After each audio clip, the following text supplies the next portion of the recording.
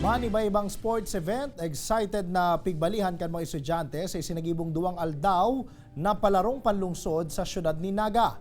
Mga special education students sa syudad, dahi man nagpahuri sa pagbali sa Karawat. Huyan report ni Jessica Kalinog. Hinuran ang duwang aldaw kan palarong panlungsod sa Naga City. Mahal nasman ang racetrack, alaga day inipigmati kan mga estudyanteng runner na excited magpartisipar sa saindang athletics event.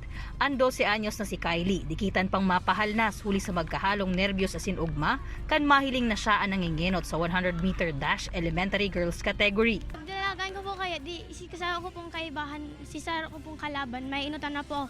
Kaya tig-ano ko na possibilities ko kaya mahalnas na po kota ako. Day naman nakakahiling ang tuong mata kan 16 anyos na SPED student kan Julian Militon Elementary School na si Angelo. Siya ang nag-ikaduwa sa 100-meter dash SPED category, mantang nangenot man sa event ang sa iyang kaibanan gikan sa parehong eskwelahan. Ugma po. Saan na po tama ugma? Nagkakaat na po akong arkan. Ang mga linya sa racetrack, iyuman ang nagsirbing giya ninda, tanganing matapos ang karera. Iniyo, partially di siya nakakahiling. So, ang cue na tigsasabi ko sa iya, sundan mo lang yung white line. Diyan ka lang sa white line, within the white line. So, parang napapractice din yung motor planning niya.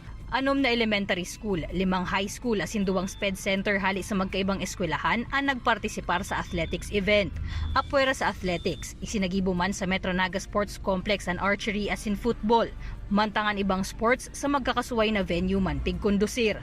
Ang mga nangganang estudyante, human ang marepresentar kan Naga City sa maabot na palarong Bicol. Kaibanan si Gerald Gandia, Jessica Kalinog, Balitang Bicolandia.